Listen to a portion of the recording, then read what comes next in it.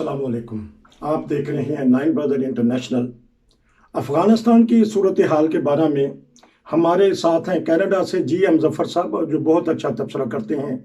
हम उनसे पता करेंगे, कनाडा के इंतखाब भी हो रहे हैं, अफ़गानिस्तान के बारे में पता करेंगे और आज़ाद कश्मीर के बारे में भी, क्योंकि वो अच्छी तरह जानते हैं। और उनसे पहला मैं सवाल करूंगा कि जो कनाडा के वज़ीर आज़म है, एक तरफ तो वो कहते हैं कि हमने तालिबान की हुकूमत को नहीं मानना, तो दूसरी तरफ फिर उन्होंने बहुत सारे अफगानियों को कहा है कि हम कनाडा में उनको रिहाइश देंगे। जी, इस सिलसिले में बताइएगा। अस्सलाम वालेकुम। जी वालेकुम सलाम। जी नसीर साहब, जिस तरह आपने सवाल किया है जी उसमें आप देखें कि कनाडा और ये जो मगरबी ममालिक हैं, इनकी जो गवर्नमेंट है वो बड़े चंद असूल लेकर जो है वो चलती है, और खासकर जो कनाडा की गवर्नमेंट है वो अपने असूलों से पीछे नहीं हटते हैं। तो इनके दो पहलू हैं, एक तो सियासी और लीगल पहलू भी होता है, दूसरा जो है वो इंसानी हमदर्दी का पहलू भी होता है। देखें, कनाडा की जो गवर्नमेंट है वो किसी डर्टी गेम में शामिल नहीं होते हैं। ये लोग, इनको पाबंदियां करनी पड़ती हैं, नेटो के भी, दूसरे जो मायदे इनके होते हैं अमेरिका के साथ या दूसरे ममालिक के साथ, उनकी भी ये पाबंदी करते हैं। मगर ये कनेडियन गवर्नमेंट कोई डर्टी गेम्स और डर्टी पॉलिटिक्स में नहीं होती है। इसलिए ये अभी देख रहे हैं कि ये हो क्या रहा है, ये तालिबान आए कैसे हैं, कहां से आए हैं, क्योंकि इनका एक स्टैंड रहा है शुरू से, तो उसके ऊपर ये कायम है। ये नहीं कि ये आंखें बंद करके मान लें कि वो तालिबान आज जो है ना वो बिल्कुल दूध के धुले हुए आ गए हैं और ये कैसे आए हैं। ये इनके पीछे बड़ी सियासत है और बड़ी गेम्स हैं, और सारी दुनिया ये कह रही है कि ये पाकिस्तान की प्रॉक्सी वार है जो वो कर रहा है। वो उनकी अपनी पॉलिसी है पाकिस्तान वालों की, मगर कनाडा की अपनी पॉलिसी है। इसलिए कनेडियन अभी इस गवर्नमेंट को तो नहीं मानेंगे जब तक कि कोई इंटरनेशनल सिनेरियो नहीं बनता और तालिबान ये शो नहीं करते कि वाकया ही वो तब्दील हुए हैं और वो दुनिया के साथ चलना चाहते हैं। वो इंसानी जो हकूक है उनको बहाल करेंगे, औरतों के हकूक को बहाल करेंगे। जब ये इंटरनेशनल मायदों की पाबंदी करेंगे, कुछ अपना दिखाएंगे, तो फिर हो सकता है कि आहिस्ता आहिस्ता ये इस तरफ आ जाए। जहां तक अफगानियों को यहाँ साइलम देने का ताल्लुक है और बुलाने का, वो कनाडा हमेशा नंबर 1 रहा है। हमने पहले प्रोग्रामों में भी बताया कि वो इंसानी हमदर्दी की बुनियाद पे वो लोगों को हमेशा से अकोमोडेट करते रहे हैं और अब भी कर रहे हैं। कुछ लोग तो वो हैं कि जो कनेडियन फोर्सेस के साथ काम करते रहे हैं अफगानी, उनको तो इन्होंने देना ही देना था, उनको बल्कि ले आए हैं बहुत सारों को। उसके बाद भी वो उन अफगानियों को कनेडियन जो है ना वो अकोमोडेट करने के लिए तैयार हैं कि जो पाकिस्तान जो वहां से अफगानिस्तान से किसी दूसरे मुल्क में चले गए हैं और बाहर निकलने की कोशिश कर रहे हैं, जैसे वो ईरान में चले गए हैं, तुर्की में चले गए हैं, या वो पाकिस्तान में आ गए हैं। तो कनेडियन गवर्नमेंट उनको जरूर अकोमोडेट करेगी। और वजीर आजम जो है ट्रूडो साहब, ये तो बड़े ही हमदर्दी रखते हैं हर उस तबका के साथ जो किसी वजह से डिस्प्लेस हो जाए या जिनके साथ उनके अपने मुल्क में कोई ज्यादतियां हो जाए, तो इनके दरवाजे हमेशा खुले रहते हैं। इसलिए इन्होंने बड़ा अच्छा बयान दिया है और मेरे ख्याल में ऐसा ही होना चाहिए, और ये अकोमोडेट करेंगे लोगों को। मगर तालिबान की हुकूमत को तस्लीम करने के लिए ये अभी सोचेंगे कि तालिबान रुख क्या अख्तियार करते हैं। अच्छा, एक और सवाल कर लेता हूँ कि वहाँ इंतखाबात भी हैं, तो इस पहलू को लेके अपोजिशन या अवाम कोई रद्द-ए-अमल तो नहीं दिखाएगी? नहीं, अभी तक तो वो इसके साथ ही हैं, ठीक ही हैं कि जो कुछ इन्हें कर रहे हैं। अगर ये जल्दी में उनको तस्लीम कर लेते तो फिर अपोजिशन का रद्द अमल होता, क्योंकि जो अपोजिशन है वो इनसे ज्यादा सख्त है। अगर कोई नरम पॉलिसी रखता है तो वो सिर्फ ट्रूडो साहब भी रखते हैं। अगर वहाँ कंजर्वेटिव आ जाते हैं या एनडीपी आ जाती है तो वो तो बहुत सख्त खिलाफ है, वो तो बिल्कुल नहीं मानेंगे। इसलिए उन्होंने भी इसकी हमायत की है कि नहीं, ठीक है, सोच समझ के फैसला करना चाहिए। ये नहीं कि फौरन से हला हला करके जो है ना उनको तस्लीम कर लिया जाए। पहले उनकी क्रेडिबिलिटी देखेंगे, उसके बाद जो है ना वो ये मानेंगे। तो उसमें इलेक्शन में भी अभी काफी बेहतर जा रहे हैं। जो लिबरल पार्टी है ट्रूडो साहब की, वो काफी बेहतर अभी तक परफॉर्म करते जा रहे हैं। तो इसका मतलब है कि आने वाली टर्म भी इन्हीं की होती है, जिस तरह सब पे भारी है इस वक्त वो।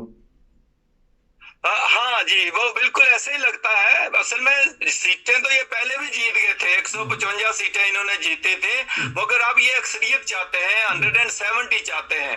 اور انہوں نے ایک بڑا چیلنج دے دیا ہے کینیڈین عوام کو کہ ٹروڈو صاحب کو یہ تو پتا ہے کہ لبرل پارٹی سیٹیں تو زیادہ جیت جائے گی, مگر یہ واضح اکثریت چاہتے ہیں. اب انہوں نے کہا ہے کہ اگر مجھے دوبارہ سے اسی طرح کی جیت دلوائی جس طرح کی پہلے کی ہے تو میں حکومت نہیں بناؤں گا. پھر ٹھیک ہے کنزرویٹو اور این ڈی پی مل کر بنائیں, تو این ڈی پی کبھی بھی نہیں چاہے گی کہ کنزرویٹو کی حکومت بن جائے. تو یہ بڑی ایک گیم چل رہی ہے.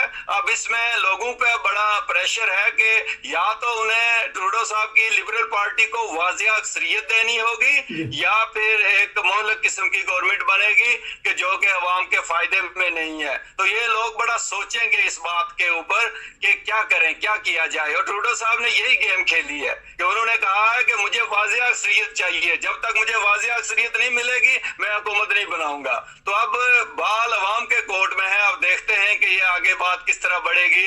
اور ہو سکتا ہے کہ واضح اکثریت ملے, لیکن یہ بھی چانس ہے کہ شاید واضح نہ مل سکے, تو اس میں پھر این ڈی پی جو جس کے لیڈر جگمیت سنگھ ہے وہ پھر ایک اہم رول ادا کرنے والے ہوں گے.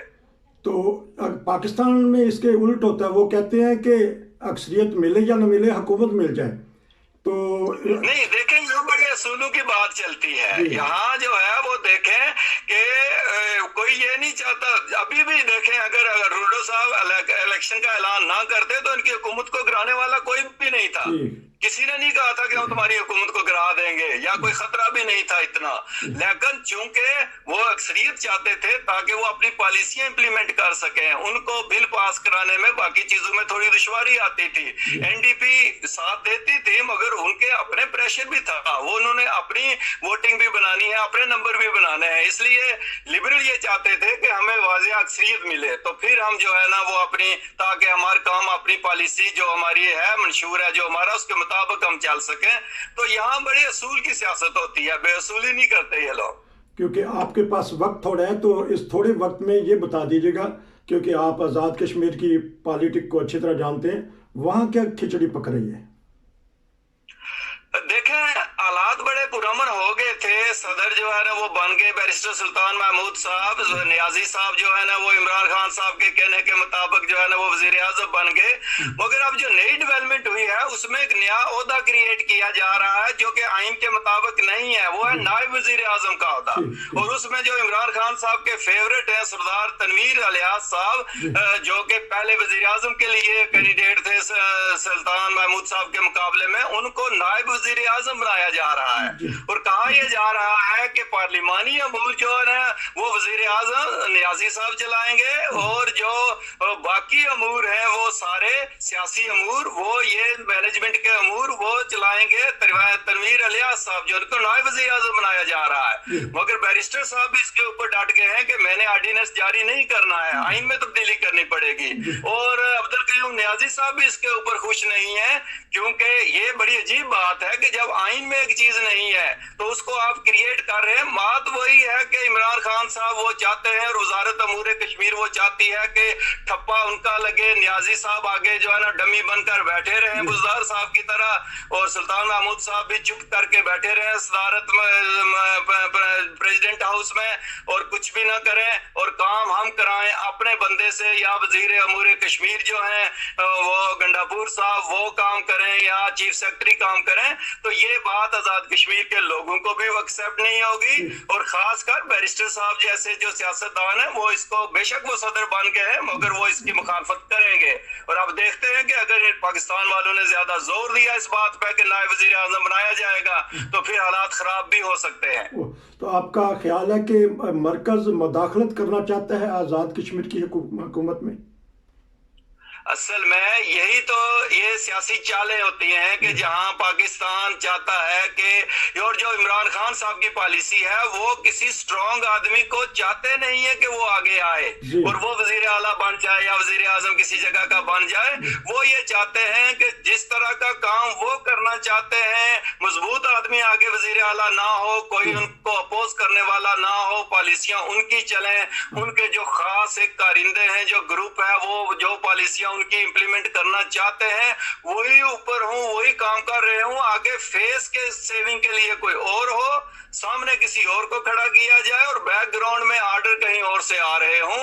यही पॉलिसी चल रही है पाकिस्तान में भी, और यही ये आजाद कश्मीर में भी चलाना चाहते हैं, जो जरा मुश्किल होगा मेरा ख्याल है। 1 मिनट में जवाब दीजिएगा कि हमारी इस्टेब्लिशमेंट ये करने देगी कि इमरान खान कुछ करना चाहते हैं?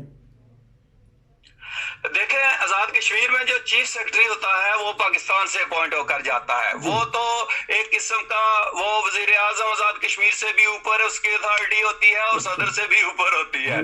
वही सब कुछ करता है और वो जाता है पाकिस्तान से और वो पाकिस्तान अपॉइंट करता है। तो चीफ सेक्रेटरी जो है वो तो उनका ही होता है, एस्टेब्लिशमेंट तो सारी उनकी हुई है।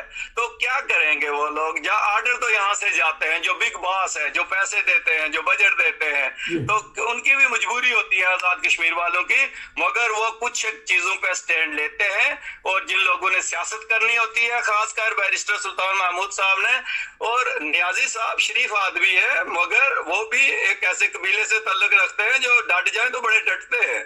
तो हो सकता है कि ये लोग आगे डट जाए इन चीजों के ऊपर कि नहीं, ऐसा काम ना करें कि जो कि मुश्किल का बायस बने और उनकी क्रेडिबिलिटी को नुकसान हो, उनकी सियासत को नुकसान हो, क्योंकि इन लोगों ने सियासत करनी है वहां रहकर। जी आपका बहुत शुक्रिया, क्योंकि आपका दूसरी टर्मीन है, दूसरी मुलाकातें भी हैं, दूसरे प्रोग्राम हैं, लेकिन हम इंशाल्लाह आपसे 6 सितंबर के बाद खुदा हाफिज़। अस्सलाम वालेकुम नाज़रीन, ये थे हमारे GM ज़फ़र साहब कनाडा से।